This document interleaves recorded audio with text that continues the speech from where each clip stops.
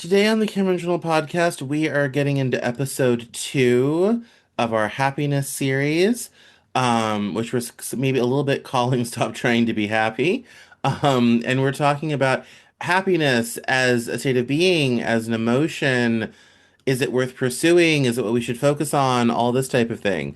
If you are watching this on YouTube or Substack or elsewhere with video, we have cut Joe off a video. He is in the mountains at a small cabin in the Sierra Nevadas, and his internet is not so great today. My internet dumped during our first recording anyway, but Joe's still at the cabin, and the internet's not good, so we're gonna cut him off a video. So if you're an audio person, your experience remains the same. If you're a video person, bear with us. You're just gonna be stuck with me for this one. Um, and hopefully for episode three, Joe will be back in civilization where there's Wi-Fi. And and I want to remind everyone, as we're getting into this before we get into the chat, that we are doing this in support of our upcoming virtual summit where Joe and I are speaking, called "What is Truth?"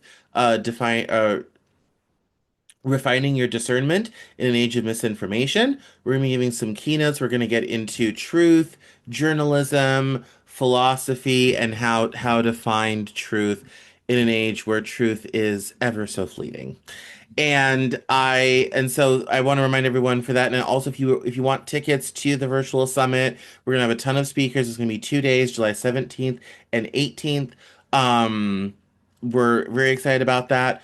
So head over to summit.soupmedia.net. That's summit, SUMMIT dot soup soop media.net. Link is in the description or in the post where you're watching this. And general admission is $25. VIP with recordings of sessions is $75. We have a great lineup of speakers coming on, and obviously Joe and I are going to be there, and we're going to be talking a lot about this, and Joe's going to be moderating. You're going to see a whole lot of him.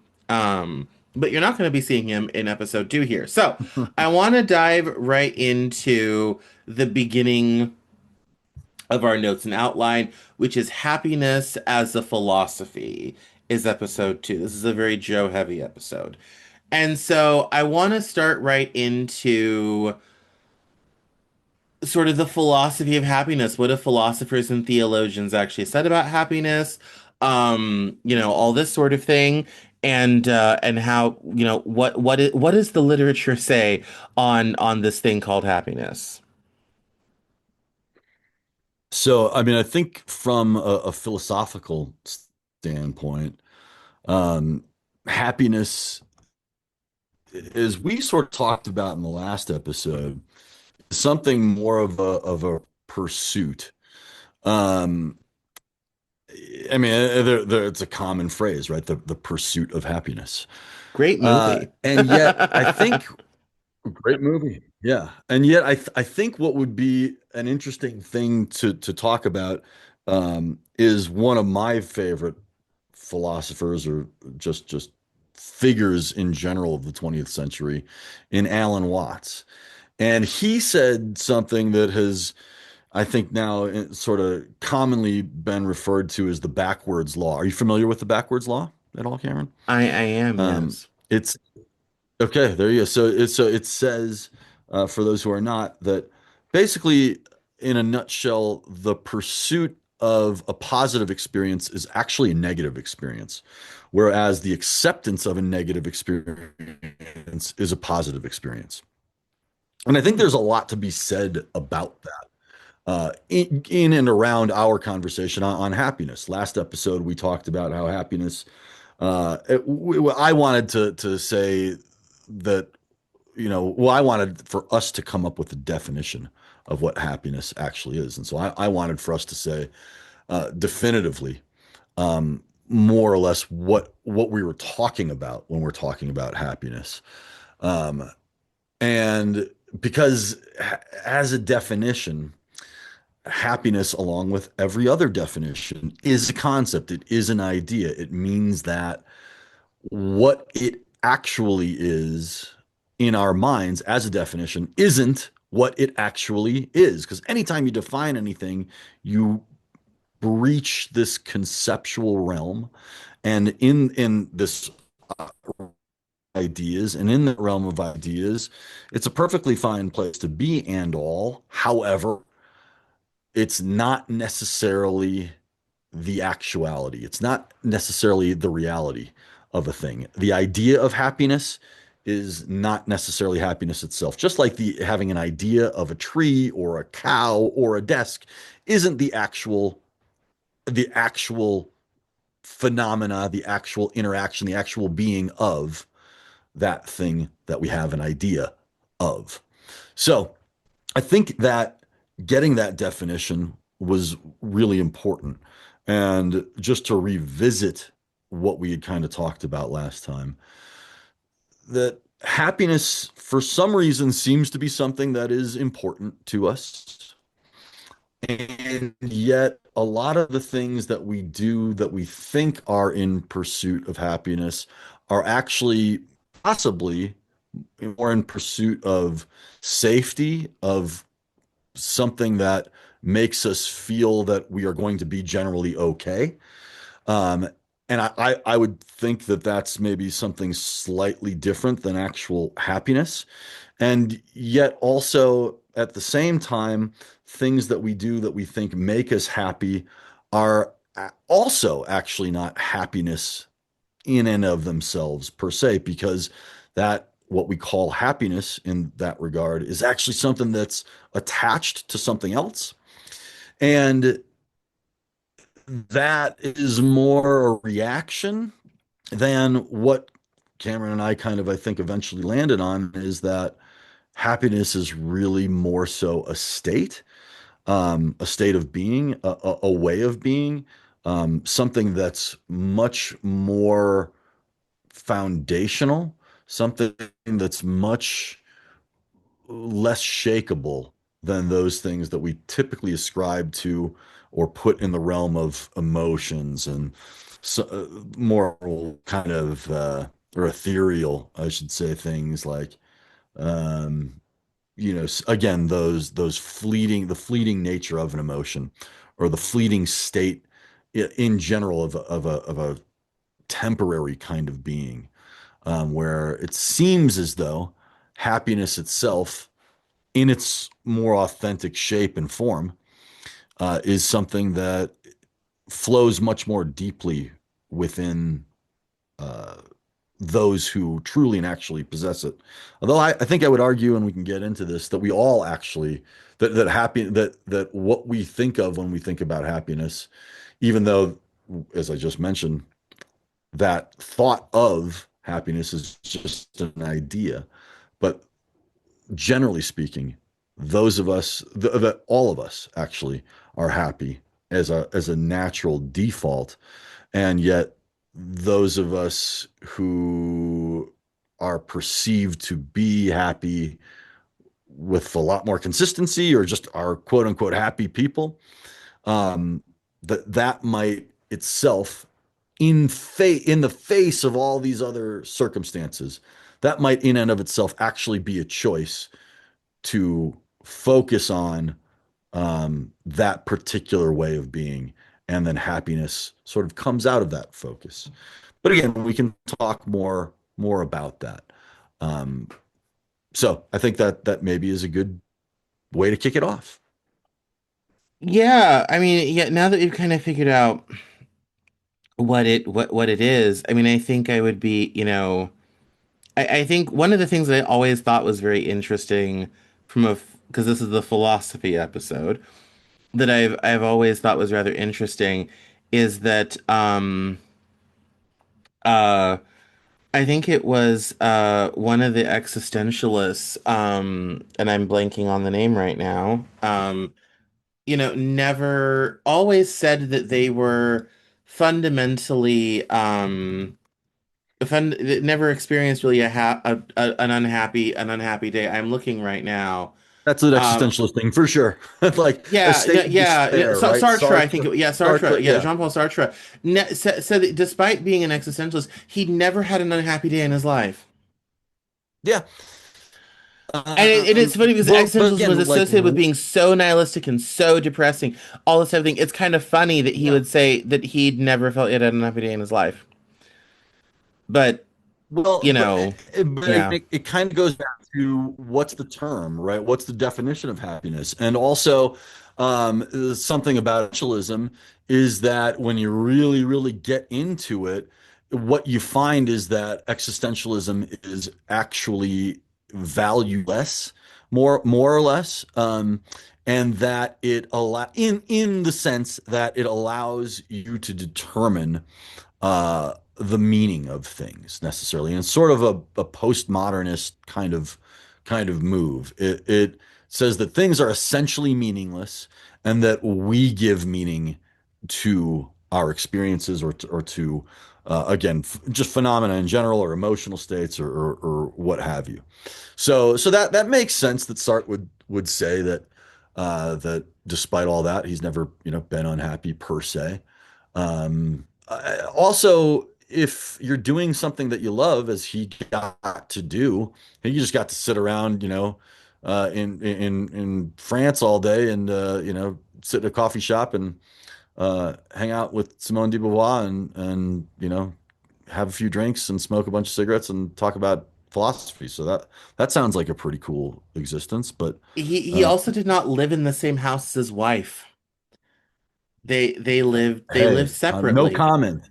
Yeah. Uh, but yeah, again, that being said, we're then attaching happiness to an external set of circumstances. Where philosophically, like some people think about happiness as, has something to do with like, I don't know, again, a goal or something that's like almost like something that has to do even maybe with morality or if you follow a certain code of conduct, right, in a moral sense, that leads to happiness, or um, I believe I think it was Marcus Aurelius that said, and it's kind of what we talked about earlier in the first episode, is that happiness depends on your thoughts, on how you align um, your own definitions, right? And we said it in this episode as well, is that it's the things that we define are things that are actually come out of those definitions because of our perspectives. And our perspectives themselves are informed by a whole medley of things, from the things that we encounter to the choices that we make about those encounters to maybe again there's some ineffable like internal disposition that we have that just can't be shaken regardless, or maybe that disposition was given to or chosen by us in some former state of being that we have no cognition of. So again, there's a lot of different ways to kind of skin this particular philosophical cat. Um, but I would tell you that I think that we were on to something last time when we said that happiness is not contingent upon, but something that actually runs far deeper and is a part of. And again, it's a part of either a being, a part of nature itself, a part. And again, to just digress for a second, I think what we talk about generally when we throw around the word happiness or happy in the common vernacular, I think what we're talking about more so is actually joy, or something that is attributed to our interactions with external circumstances. Whereas Yeah. what we talked about last time, again, I think is actually closer to the mark of what we're trying to, no pun intended, pursue here in this conversation about what happiness actually really and truly is. No, no. And I'm going to quote you because I have the power to go into your AI agent that we've trained on your first book. And I asked it very simply, what is happiness? And it has returned an answer. Okay, Here's that what should be AI, interesting. based upon your book, A Philosophical War, out now, says that you say about this. And it says here, happiness isn't a fixed thing we can define once and for all. It's a live inner happening that language can only point towards. Like the child seeing a balloon, the raw experience comes first, and the word joy or happiness comes later as a memory label. Over time, those labels, shaped by family, culture, and systems, begin to dictate what we think happiness should feel like: status, money, approval. It says that you push back on this. Real happiness is less about accumulating more and more about our relationship with verity, the living reality of this moment, and with ourselves. It appears when we stop chasing belief systems and systems hierarchies for worth and simply be with life as it is, including suffering as gift. When you say, I want to be happy, what picture or storyline are you actually imagining behind that word? That is one either smart AI or one smart interpretation of that analysis of Well, we love indefinitely. the team at Expert Loop. They do a really great They do an job awesome job. creating LLMs trained on our clients' writing and everything. And Yep. so I thought that No, they it'd do an be awesome fun job to dig into that for a moment and for find sure. out what you've said about this Yeah, topic. because I would say that that is largely accurate.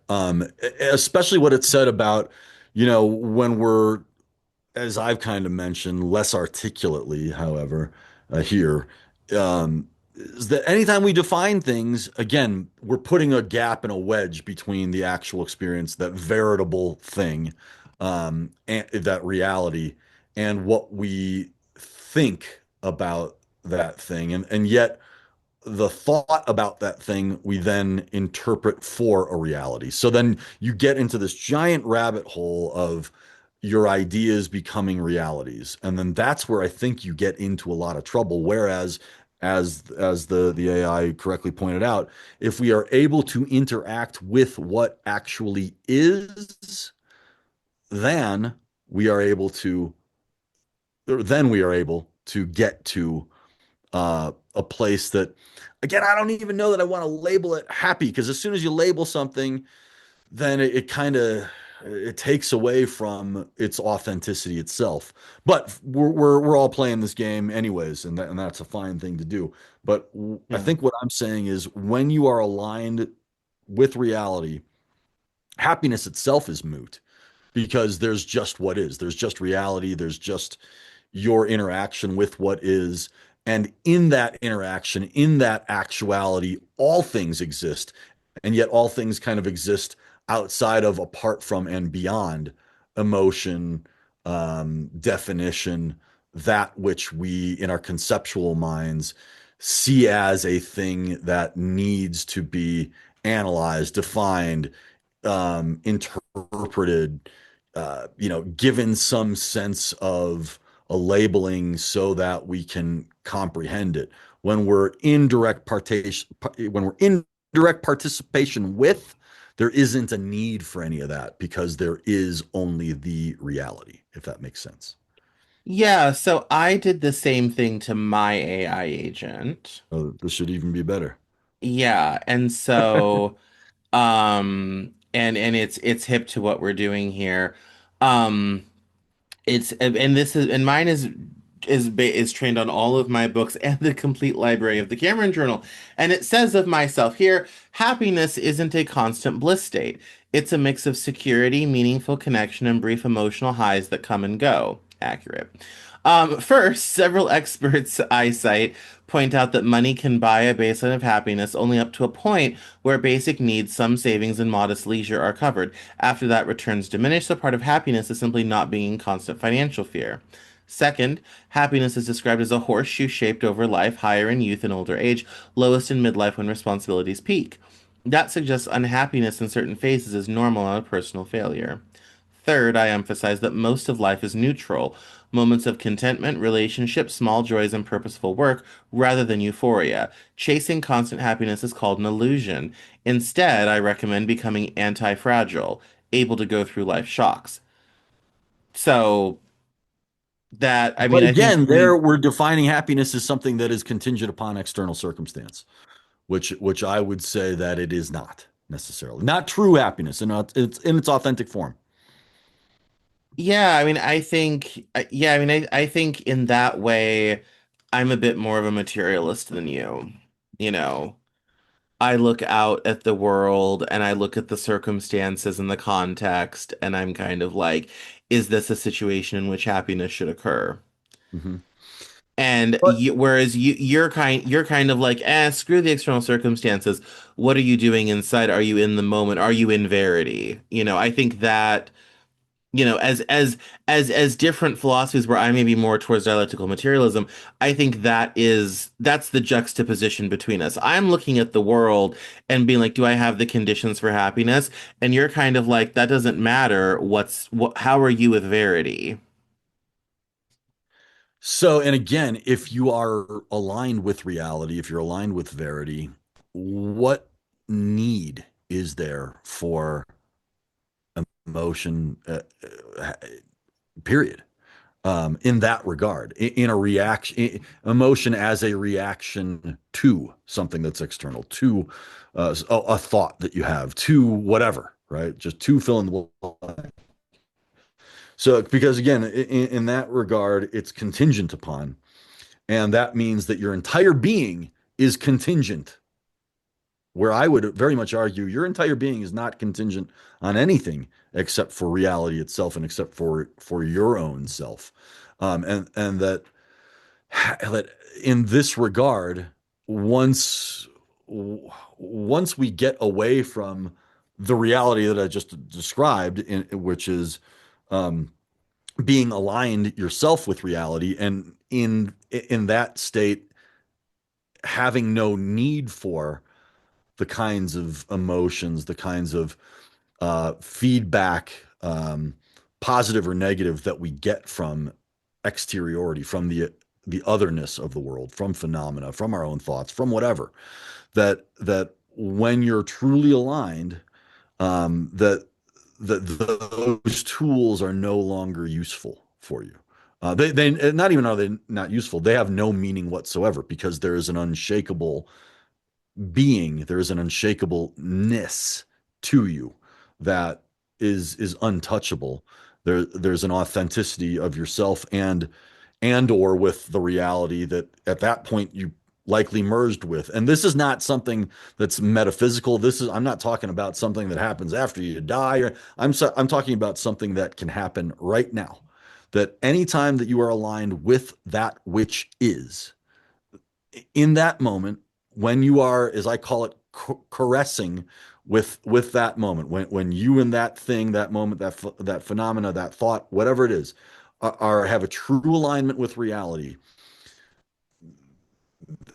you can't say, well, now I'm happy, or because of that I'm sad. Again, all of that stuff is moot. It's immaterial, it's useless. It doesn't have any actual, not only does it not have meaning, as an existentialist might say, it has no material utility, or no utility whatsoever, because again, you are directly aligned with that which is. And in that totality, all things exist. And it's only when we start to define myself or anything as anything, well, now I'm happy. Well, then again, you've distanced yourself from the reality, because now you've just given yourself a definition, and that definition itself is pigeonholing us and taking us kind of out of a reality that was otherwise there, beyond words, beyond definition, beyond idea or conception. But I mean, I think there's some problems with that. I mean, I definitely appreciate, I kind of had forgot all the anti-fragile thing. Um, and it was funny it brought that up What do because you I mean, haven't the thought about. anti-fragile? Well, when I was asking the AI, doing a Q&A on my own work, I had mentioned, and I remember the post now that it's brought it up, where I kind of reject happiness and say we should become anti-fragile and grow through life shocks. Um, Oh, I gotcha. I see. think, Okay. You okay? yeah, yeah. I think I think that's the line I say, but like reality is not great 98% of the time. That's your Like, definition, Cameron. That's your definition. That you can't say it's not great. Reality is just reality. You can't you're as soon as you say it's one thing, you're playing the language game. As soon as you define it as something, then you've already taken out what its totality actually is. If I defined you as super cool, just a super cool guy, well, that doesn't paint the whole picture. You know what I mean? Like, and I'm not saying you're not super cool. You are super cool. Yeah. However, there's more to the beat that is right, that is Cameron, than just a super cool guy, right? Like even to say, or you say I'm happy all the time. Yeah, that's true, but that doesn't define me as in totality. Like we are all things, right? There's a potential villainous murderer in me, maybe. I don't, I mean, we Yeah, all have this potentiality of that course.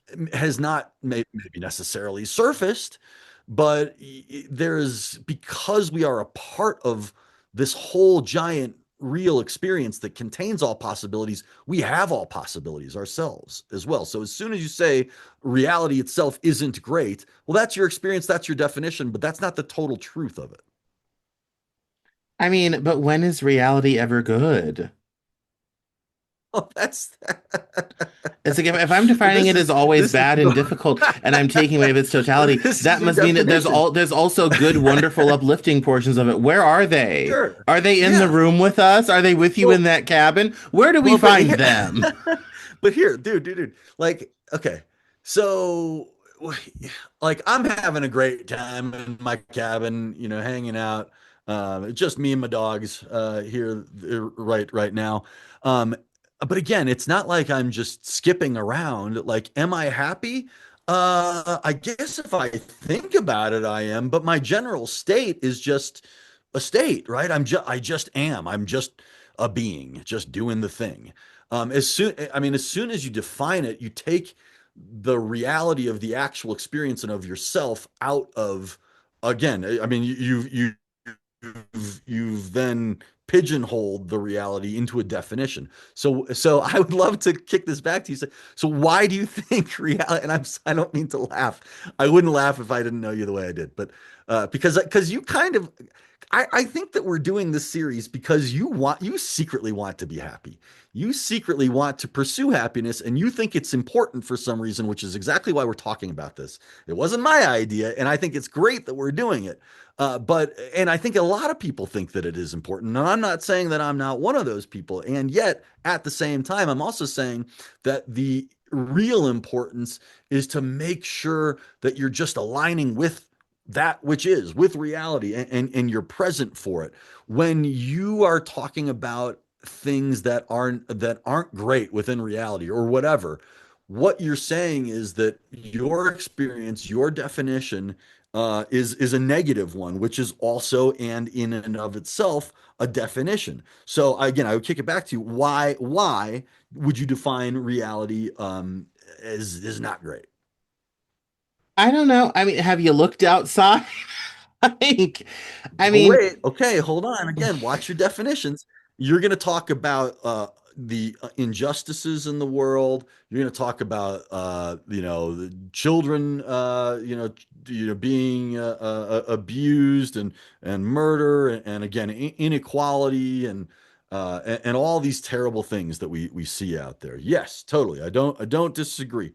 That, and again, this is almost we're getting into like a theodicy here, almost as why in the theodicy, meaning like a defense for why there is evil in the world. And so I think that's where you're going, correct? I mean, so all right. So this is I was looking back through our text messages to because there was a moment where I'm kind of like, oh my God, we have to do this series and all this type of thing. Um, and I'm going to bring it even farther back full circle. The reason we know each other is you wrote a book about why bad things happen to good people. In And part. and you came on to the show, to my show, to talk about it, and that's how we met for the very Mhm. first time. And I True. That spent is an true. Yeah. hour being very unpleasant about a lot of the things that you were writing about, and being like, "This guy's gonna come here and talk about this." I'm like, "Good luck, buddy." Like, And look, I won you over. So this is this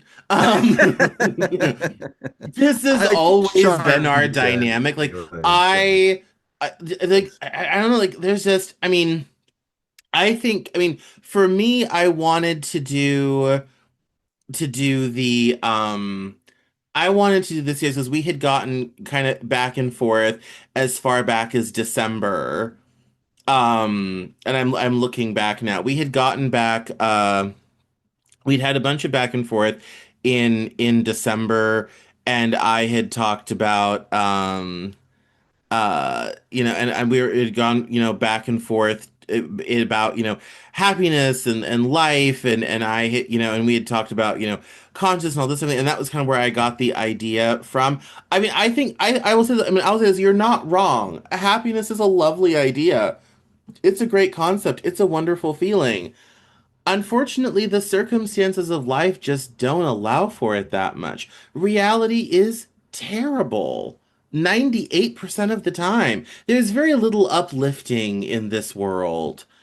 There's very little cause for joy in this world. And everyone says, oh, look after the small things, focus on yourself and your own little world and all this type of thing. And I'm just kind of like,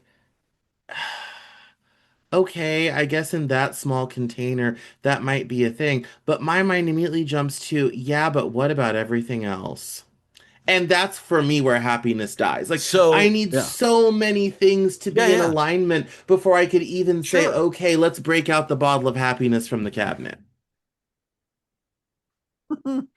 But okay, so that's great.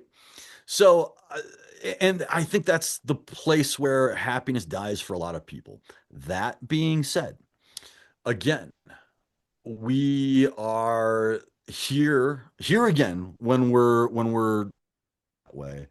We're saying that happiness is tied to an external circumstance, Yes, of right? course. I mean, But didn't we I just think say? happiness is entirely predicated outside of yourself, you know? Well, we did we just say that happiness, did we spend a whole episode on this last time saying that actually happiness is not tied to an external circumstance. That happiness is a state, it's a way, it's a kind of being that regardless of circumstance, regardless of child soldiers and disease and things that things that just terrible things that happen to good people, regardless of all those things, because those are all external circumstances, regardless of all of that, happiness still can be a part of your life and an everyday part of it and an every moment part of it.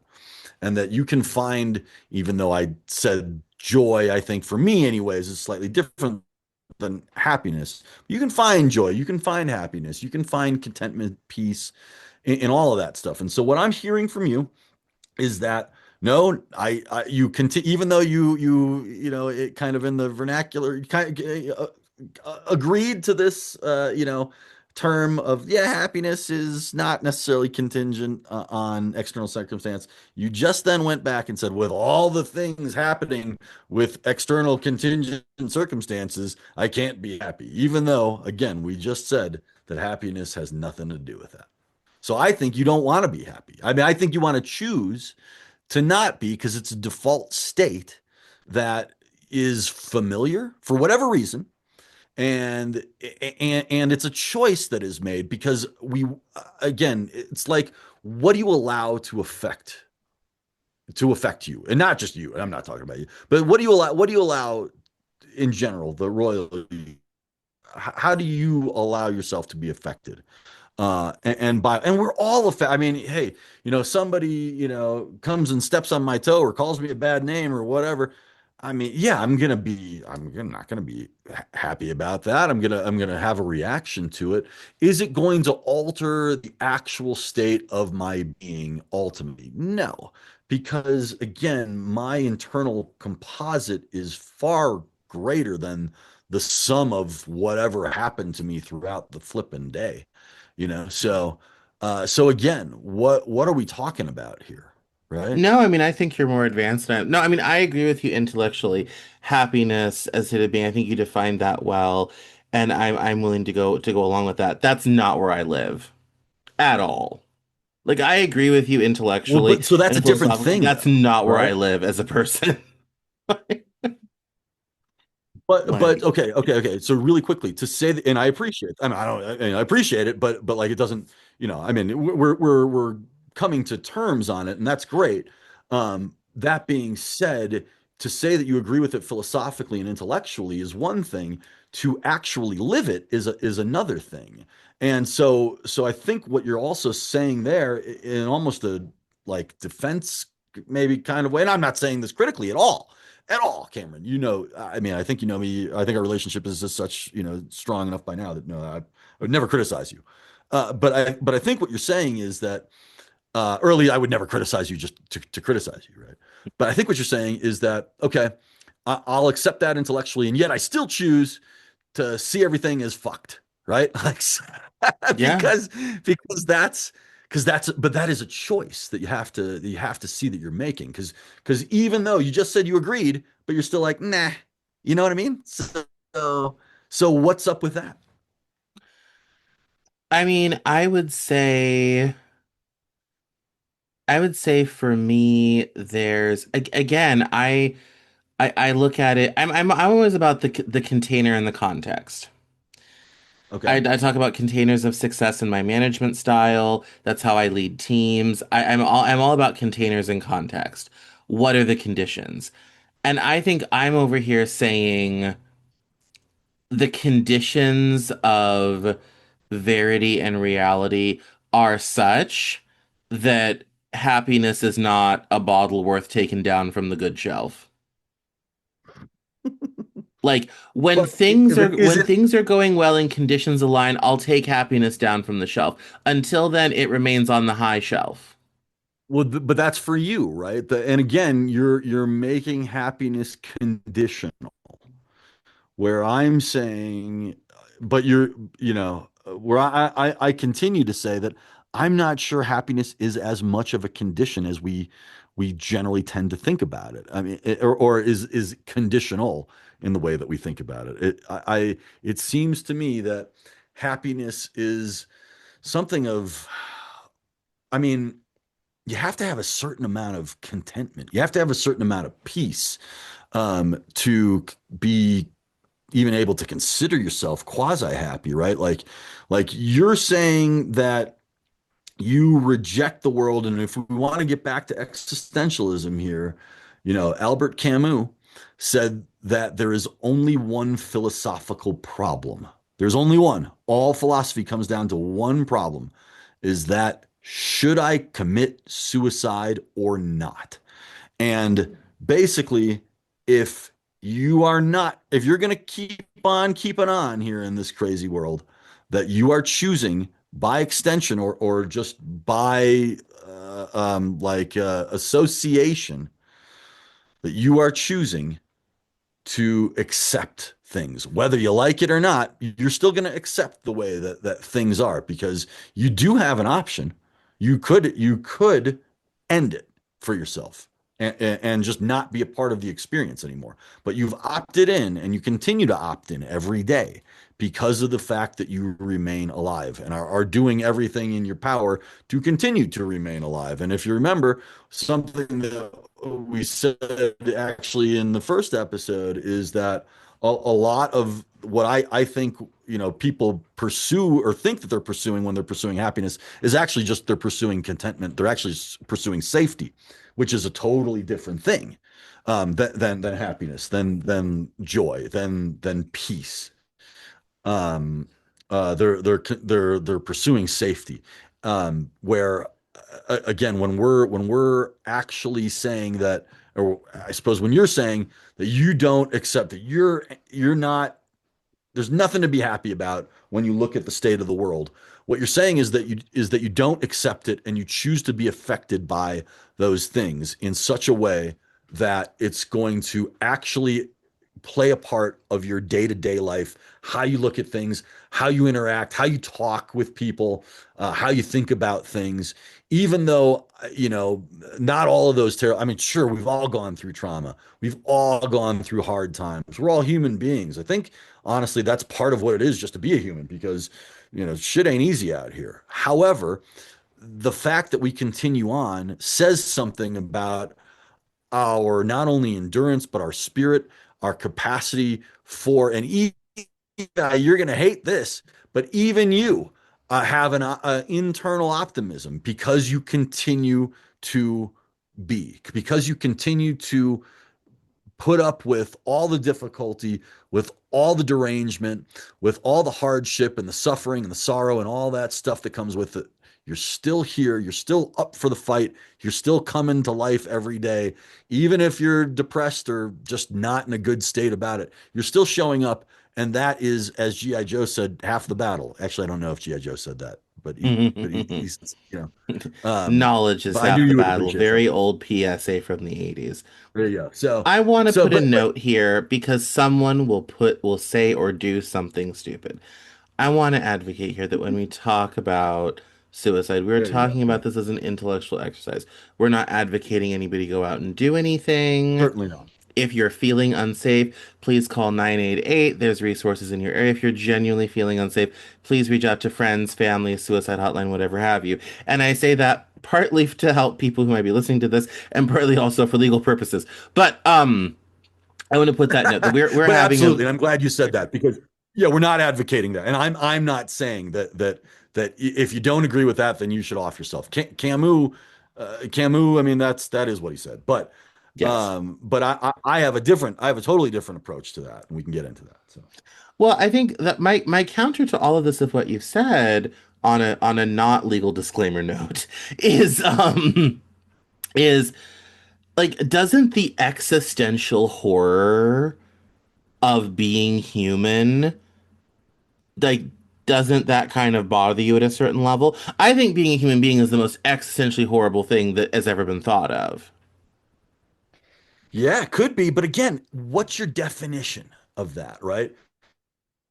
And this is where I said like where I always kind of say, given that my philosophical project at the heart of it is to bring us all out of this realm of ideas. Yet at the same time, you got to fight fire with fire. You got to fight ideas with ideas, concepts with concepts, and that starts with language and what we define our experiences as, and again, how I think we frequently don't understand, realize, or are cognizant of the way that our definitions actually impact our entire state of being. So when you say that, it's just a horror show to be a human being, I think we all understand what you're saying, and yet at the same time, why do we have to define what's the utility in defining it like that? What and I'm not saying there isn't any. There must be some. Everything has a utility. So what for you is the utility of defining it like that? I mean, I guess I don't think it's necessarily a utility. I think, and studies have shown this. Oh, you wouldn't use it. You wouldn't say it if you didn't think it was useful. Well, I mean, I I guarantee mean, you. I think, I mean, We don't interact with for things we don't think are me, useful. I mean, for me, it's not a matter of use for me. It's one of those things that makes sense. I think, and studies have shown this as Okay, there we IQ go. and understanding of There the we world go. and reality increases, happiness decreases, and depression increases. Um, I think when you have a very broad perspective on the world and life, how people live, a lot of the things that go on, even just within our national borders, much less the globe. It starts to become an existential horror show at a certain level. I mean, every single person in Yeah. the road, in the car, say next to you on the train, wherever you are, is somebody's child, is a brother, a sister, an aunt, an uncle, a nephew, a cousin. They have hopes, dreams, plans for the future, things they want to do, things they hope to be, all this type of thing. And there is so many levels of such profound suffering in this world that everything anybody has been through, someone else has also been through something and probably worse. And so our And isn't that beautiful that existence, we're all able to share that experience together and draw from it and still be here? Isn't that great? no, that's the existential horror part. Oh, it's not. Okay.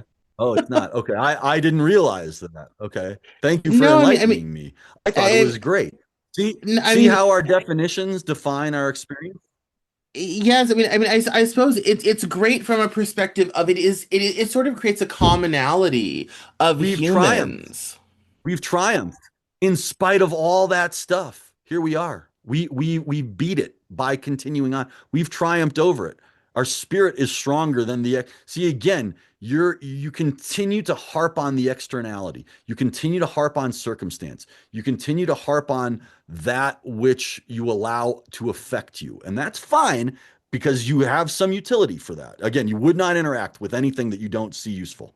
So you see some utility in that, and then your definitions lead you to uh, the ideas about things that then again affect who you are. And again, not a critical statement, but that's what's happening, right? And here I thought, and in my own way, that because in and in light of all that stuff, here we are, and even though we're these fragile, weak beings in so many ways, we continue to show up every day. We're kind of like that kid who just keeps getting up off the mat, even though he keeps getting knocked down, and he has no chance of ultimately actually winning.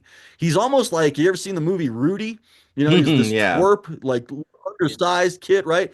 And what he just kept trying, and he gets in at the very last game, and he makes it. He sacks somebody, right?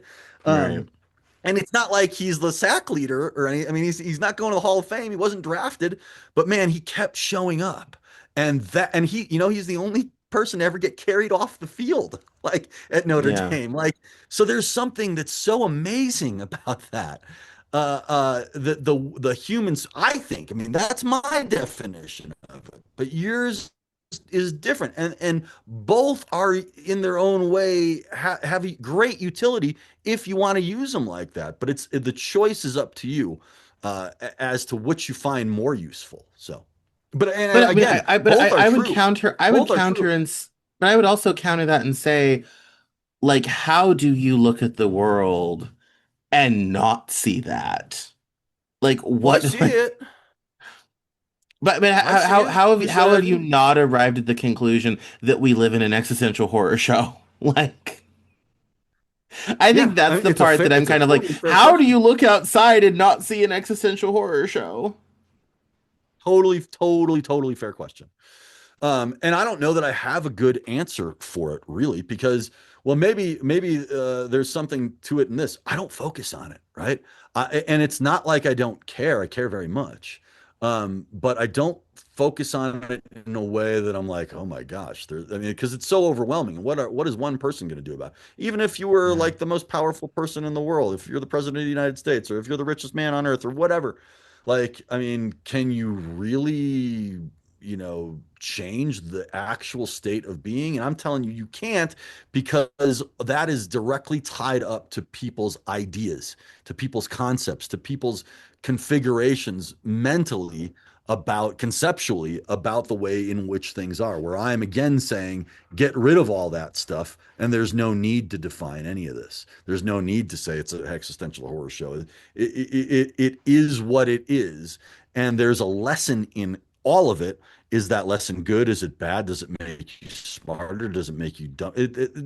Forget about all that. Experience it without those definitions, without that the tie to some outcome that you're looking for. Like, if you're saying that, gosh, it's all a horror show, that's your narrative about it. Where I think, how can I not have that? Well, because I don't define anything. But if you show me a horrible scene, I'm going to say, God, that's horrible, right? Sure.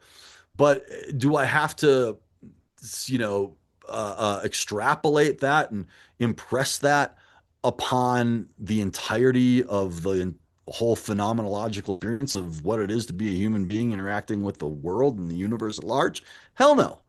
Because again, you can reset your definitions to not have any definitions and just experience things at every turn, at every experience, at every conscious moment that you have a choice to define or not define, to experience without bias, without conception, without condition, or to experience with bias, conception, condition. If you're trying to not, I guess I just don't have a narrative about the world. I just don't. So Yeah. even though I know that horrors exist, but a lot of beauty exists as well. And as I actually did tell you, I guess if I do have a narrative about the world, it's that, man, we still get up every day and we fight the fight as human beings, even though it seems utterly hopeless. Like we're still here. So I guess if anything, that's my narrative. But I don't even know that I extrapolate that and impress that upon my entire worldview. I'm not sure that I really have an entire worldview, to be honest with you. Like I guess if I had to codify something, or maybe I guess I could come up with something. I guess you could point to my philosophical projects and a philosophical war and all that and say, well, that's kind of a view. Sure. But that in of itself dabbles and dips and actually stays within this realm of ideas, where, as I'm again saying ad nauseum, get out of the world of ideas and into the world of actualities, and none of these things have the utility that they do while living in the conceptual. Hmm. No, I mean that, yeah, yeah, that idea of worldview, I think, is very important. I think how you conceive of reality. I think I think kind of what we're saying as we're over an hour now. I think what we're kind of saying is that maybe how you view the world is an aspect of the happiness being state. I think is the conclusion we may have somewhat reached. Yeah, uh, yeah, okay, I can go with that. I mean, again, though, to have any view of the world doesn't it puts you in a box. Um, if you start from a view of the world, you can't see the world clearly.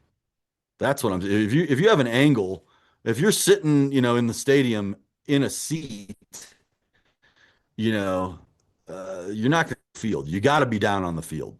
You got to be playing the game to see and interact with it.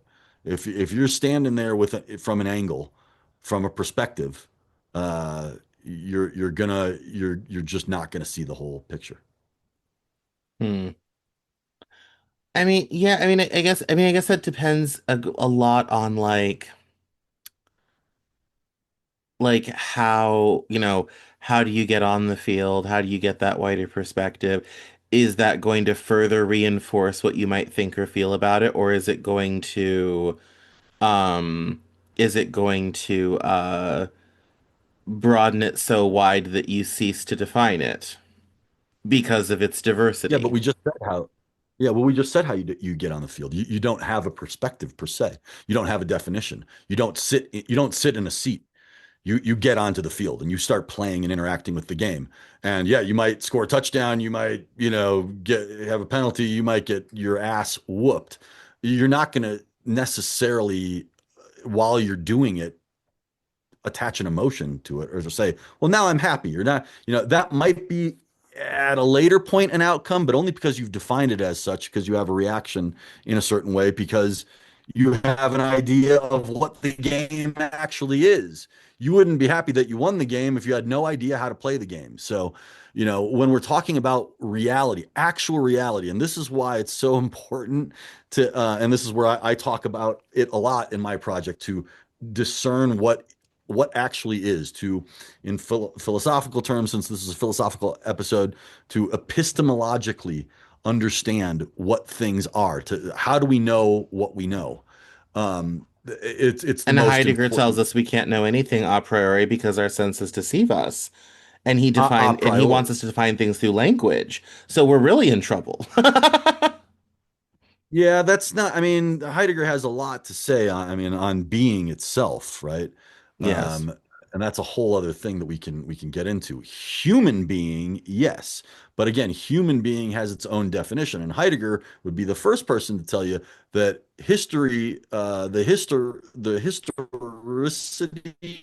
the histrionics of human consciousness itself.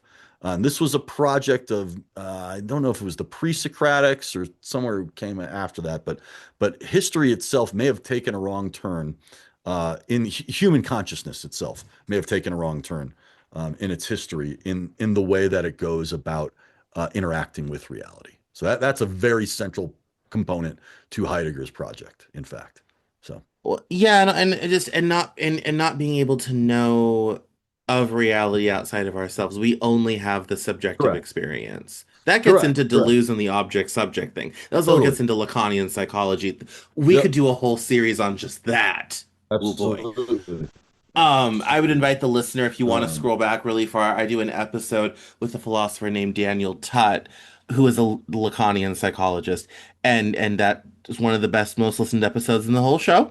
Um, and so, it's, you can go if you want to do Lacanian. There's an episode for that, but I mean, yeah, we do only kind of have this subjective experience, and I myself will admit I never felt like temporal reality, you, me, this moment, this record, all those sort of things. I never felt like reality had a whole lot to offer me. We're getting really into the weeds on Cameron right uh, now. I never felt like temporal reality had really sure. a I whole mean, lot to offer. Like that's I think when I was a kid, I was always making up stories and living in fantasy because I kind of came out of my mother, looked around and been like, "Oh, not much here," and just kind of checked out.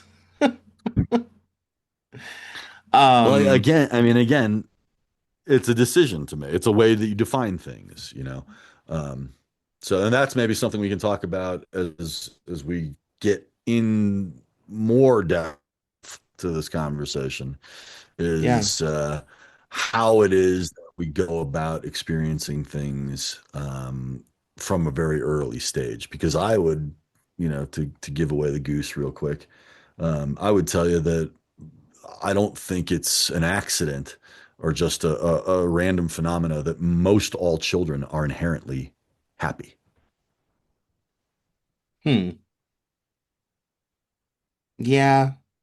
Yeah, no, that is true. But I think, I mean, we also know philosophically that children, I think, experience purer forms of the Platonic forms than adults do. Um, Correct, because they don't have ideas. Exactly what I've been saying this whole time, right? They don't have right, ideas yeah. about things. Yeah. So there you go. Yes, Thanks. and so Yes, there it I is. think Right. they get this very pure version of it. If anything, I think I was a bit of a broken child because I didn't really have that for very long. I guess I was dissuaded from that at a very And that young happens. If you have age. an experience that traumatizes you, yeah, sure.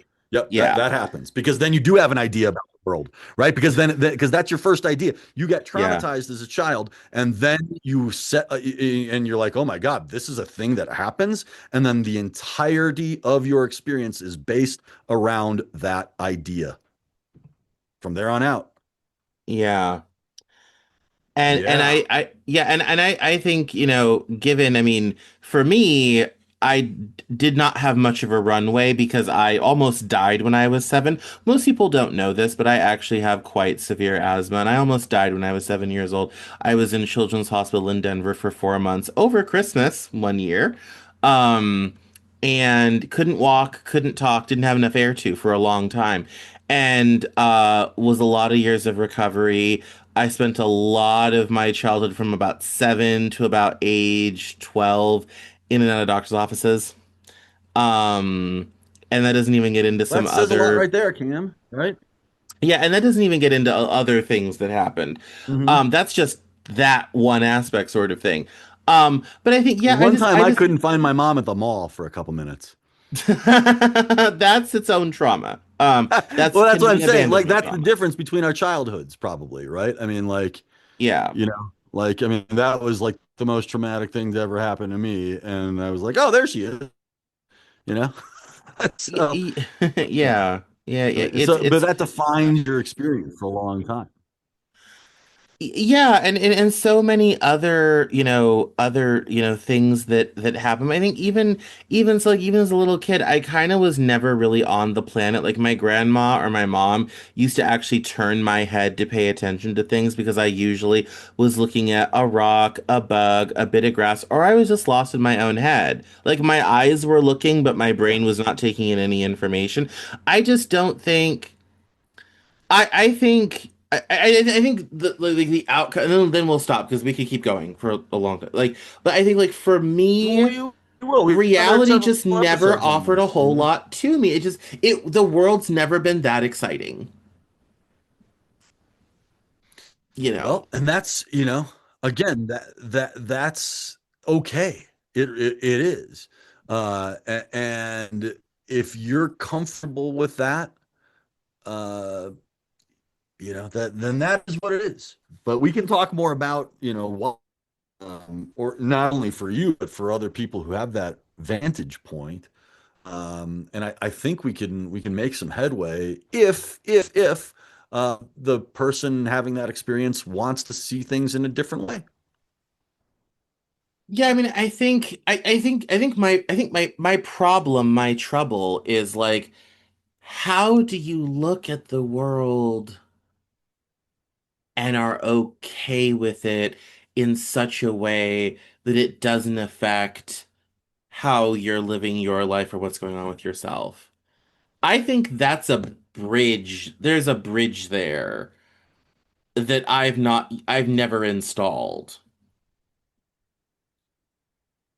It's like somehow to be kind of Okay. like, yeah, Well, the world's a crazy, terrible place, all this type of thing. But it's like, well, but it doesn't really affect me or my life is okay or whatever have you. And it's kind of fine.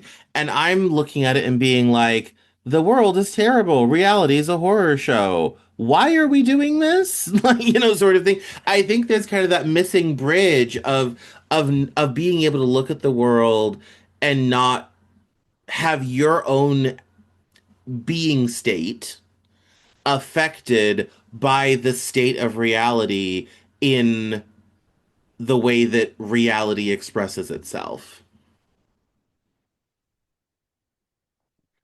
well, again, and it comes down to your definitions and what you choose to focus on, and how you choose to let it affect you. And it is a choice at a certain point. Yes, again, somebody calls me a name or somebody, well, actually, somebody calls me a name. I could choose to be totally unaffected. Somebody comes and, steps on my foot. Well, that's going to hurt for a second, and then I can choose how I'm going to react from there, right? Um, so all of these things are choices. And again, I know you're talking about injustices and global things, all of which are a part of our experience. And yet again, it's how you choose to define what it is that you're seeing. And also, um, in order to make a conclusion about those things, which is making a conclusion is also a dangerous thing that we can talk about later. But if you're going to make a conclusion about any of that stuff, that means that there's a finality to it in your mind, whoever is making the conclusion, that that you don't see that thing as part of a process. What if all of this is part of a process that actually gets us to a much better place as a human race, as a society, as a kind of being, or as a spiritual being, even, or as an entity, or whatever? Is it all worth it in that case? Um, Dostoevsky, who I think probably made the most compelling argument against God, would tell you that no, that in spite of all of even if there was Yep. that shiny city on a hill Yep. at the end of all of this, in an Augustinian way, that it's not worth it.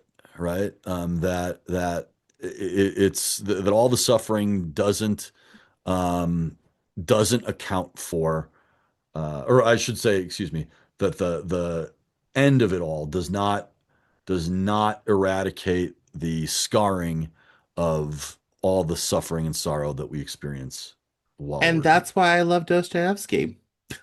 Well, yeah, I mean, you could have a super Because time. I would entirely agree. Like, yeah, it may be something better for us, but the bill is too high, way too high. Well, and that's a perspective, and that's probably something we should unpack. Yes, and we will in episode three and beyond. We still have three, four, five, and six to go through. Um, and yeah, I mean, I think the idea of it all being a choice, I think is that's an interesting concept. I think it's easy to say that that's kind of trite, but it's so much deeper than that because I think one of the things I think one of the things I've learned from this conversation is I think you're very careful with where you're placing your focus and how that's affecting your internal state. And I think that's an interesting dynamic. I think that perhaps is a key to a happiness state. What are you focused on? Well, certainly. I mean, isn't that a key to everything, an everything state? What are you focused on, right? An intellectual state. I mean, where do you put your energies, right? I mean, Yeah. so yeah, Yeah, yeah. But I mean, I think that I mean this is kind of I mean, but I think that rather than defining it as something that's a result of external circumstances, we've now decided it's a being state. It is maybe not dependent on circumstances, but what you're focusing on, and then also how that's affecting your internal state, i.e., how you are with it. I like that. I like that. Yeah, because again, it is a choice at some point, and maybe not entirely. But there is a choice, right? I mean, yeah, you could have a chemical, balance or imbalance that allows you to see or interpret things or be in a certain disposition. Uh, uh, again, good or bad, or however you're even defining good or bad. But at some point, there's definitely a choice by what you're focusing on, what you're allowing into your own consciousness, and how that allowance then affects you. And maybe it can be said that we don't, and I don't know, but maybe it could be said that we don't actually have control on what it is that we experience, but we sure have control over what we do experience, right? Like we can put ourselves in positions to not experience certain things. We can put ourselves in position via or vis-a-vis our energy or our focus or whatever to experience certain things. Again, no telling, maybe there's no telling how it'll actually affect us, but we certainly have a choice whether to focus on it or not. Yeah, That's yeah. an I mean, interesting point. I think that idea of attention and what you're letting in to affect the being state is a very important key to kind of answering that question, what is happiness and why is it worth pursuing, which is episode's one sort of Totally. question. I think that is tentpole. That's foundational to the whole thing. Right. Yeah, I think you're right. Good. Well, that's a great place to stop. For episode, this is episode two, happiness as philosophy, the philosophy of happiness. Um, and Joe, I want to thank you for doing this series. Stay tuned for episodes three, four, five, and six.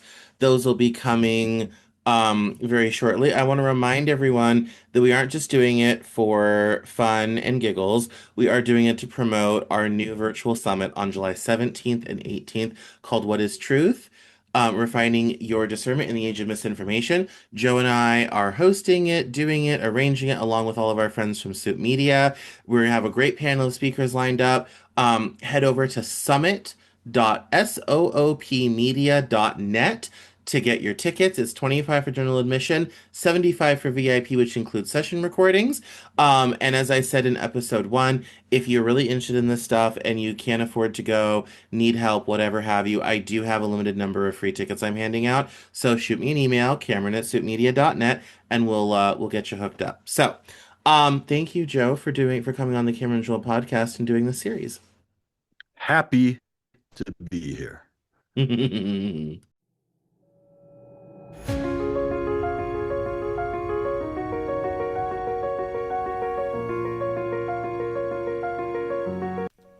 That's all for this episode of the Cameron Journal podcast. Thank you so much for listening. Visit us online at CameronJournal.com. We're on Facebook, Twitter, and Instagram, and I love to talk to my followers and listeners, so please feel free to get us on social media at Cameron Cowan on Twitter, and we'll see you next time on the Cameron Journal podcast.